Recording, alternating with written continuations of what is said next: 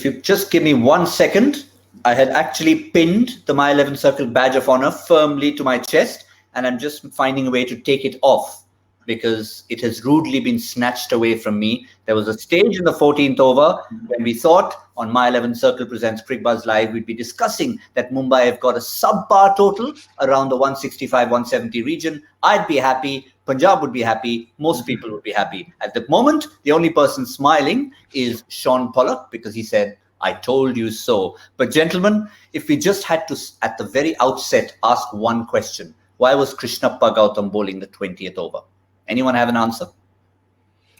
Yeah, I think what's happening in that, I mean, we talked about their management team and they've got some real good experience, but sometimes it can get a little bit clouded because the man on the field has to make the calls. I mean, he is the one who has to look at the surface, decide who's feeling in a good touch. And the fact that they've only got the 5 bowling options, the discussion would have been, okay, Cottrell is not going to do the death overs because of what happened to him with Tavatia. And they got him finished early, and I think that's always a dangerous move when you've got a spinner in the bank and you've got your 2-class seamers. To have him finished, I think he was finished with about 14 overs done. And the Mumbai Indians would have thought, okay, hold on, at some stage we're going to be able to express ourselves. I mean, he bowled brilliantly. His 1 for 20 was superb. But there just doesn't seem that there needs to be a better plan, and there needs to be a personnel who's willing to do that job. We talked about before this innings that there's 2 occasions where they've let it slip. One was to Stoinis, one was to Vatia. And now again, what was it, 104 in the last 6 overs? I mean, that's rather a dramatic finish. Pommie, we talked about matchups. Sheldon Cottrell had an over up his sleeve, did not manage to bowl to Karen Pollard. Maybe they didn't want him to bowl at the very death. But surely, when you have your options of Jimmy Neesham or Krishnappa Gautam, somebody of class has to keep Shami company. Yeah, I think that what's happened is the previous game. It's difficult for skippers, for players in the 11 to shift off the previous game. So what's happened there, I reckon, is that KL Rahul's thinking, I can't have Cottrell coming in at the back end. I want him to bowl up front. Once it's left 1, I actually thought he'd let him bowl 1 at the back end, because with the side that you've selected, he had to be the guy. You know, you couldn't really go to anyone else. If you're asked the question, will it be Neesham or will it be Cottrell to bowl right at the back? And I purposely don't include Krishnappa Gautam in that. I don't think right-handers, it's a mistake. It's just a total mistake. He's left 1 and thought, well, who do I go to? I don't have a choice. I'm going to go to him. So if you're making the choice between Neesham and Cottrell for 1 over at the back end, I think you're choosing Cottrell every time. Yes, he's done well up at the front. Yes, he swings it and all the rest. With 5 bowlers, though, he still has to do the back end. I said to someone as well that in terms of trying to pick your team, after 1 game, Chris Jordan going out the park doesn't say that he's not a good bowler. It says they had his number.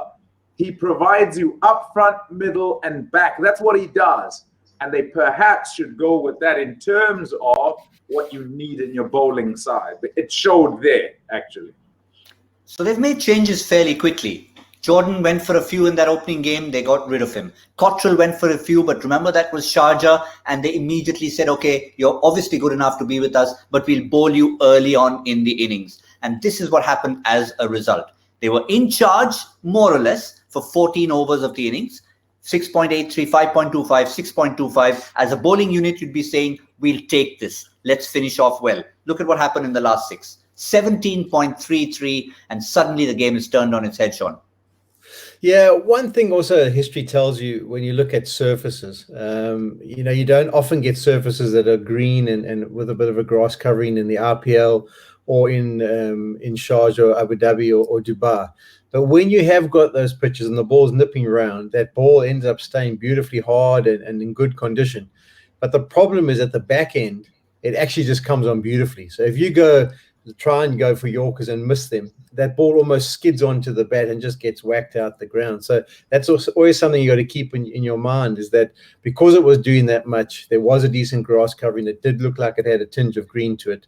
But that makes at the back end it's very easy for the guys to put away the seamers when the ball's not swinging and they're trying to go full. And I think we're going to see in the second innings, I would be very surprised if Mumbai do not make early inroads. I know we talked about Agarwal and Rahul has been in fantastic touch, but this is going to be a different surface. I'd be carrying a slip for as long as I can. You've got Bolt, you've got Pattinson, you've got Bumrah. I think they're going to pick up some early wickets and really put Kings 11 under some pressure. Yeah, there's just one more number to throw at you, gentlemen. For the woes for the Punjab side, the runs that they've scored in the last, conceded rather, in the last couple of overs, in the last few games have been something of a concern. 44, 44 and 23 against Rajasthan. So it's something that they really will need to pull their socks up, whether it's about using that sixth bowler, they had Maxwell technically, or finding a situation where you have the right people bowling at the end. Well, that remains to be seen. For now, let's also give credit where it's due. HP and KP, they did the job at the end. But what about the skipper, Rohit Sharma? We've seen him go through patches when maybe he's not leading from the front, but today he was Rohit Sharma, vintage Rohit Sharma, Pommie.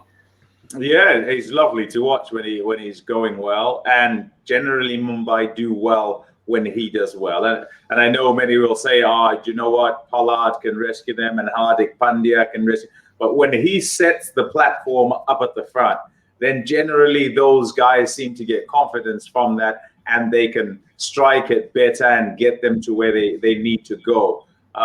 Yeah, look, those numbers tell you a whole lot. They tell you a great deal, and that he likes playing against them, and he's done particularly well there. 67 of 23, Pollard and Pandya.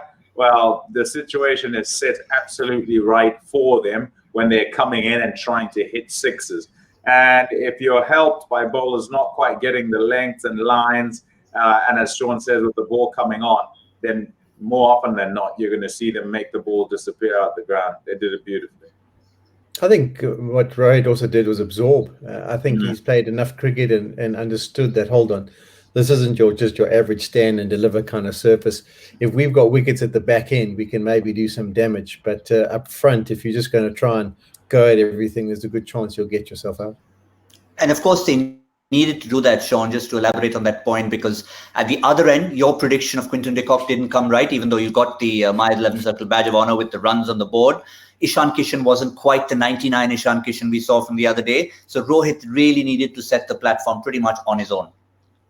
Yeah, he did. And I think Quinn will be very disappointed. And obviously he'll be thinking about his place all of a sardine. But it is also very difficult to adjust from surface to surface. And that's what makes the class players, the experienced players, so valuable in this tournament, because you do face different conditions. You know, even if you played two matches back to back in Abu Dhabi, one will have a bit of a green tinge, one will nip around, and then we'll see it as we did the other night where it was just holding up.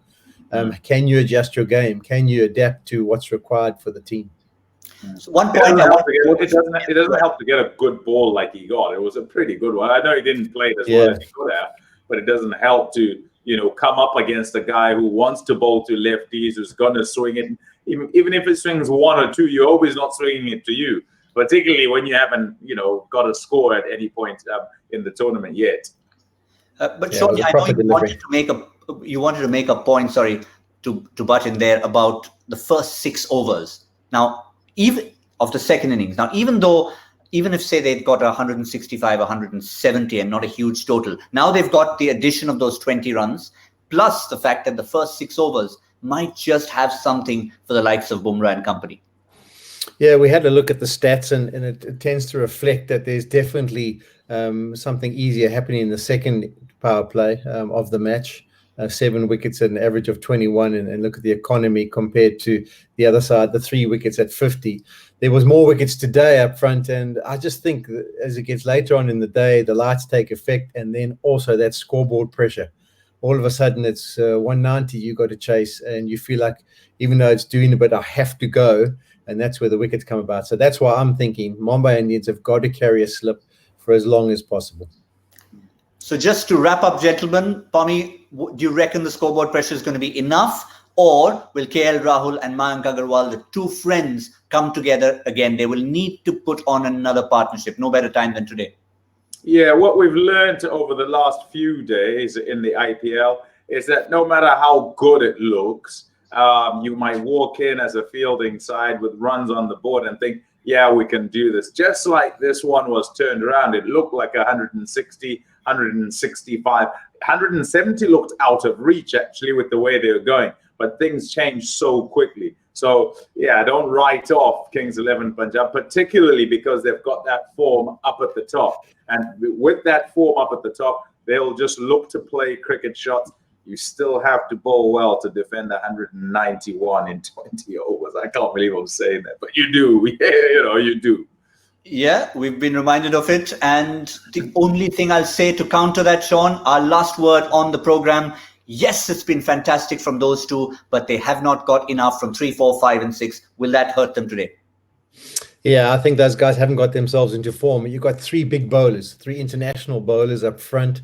And Chahar, I think his lengthy hits will be perfect. He just skids it on top of the stumps nice and straight.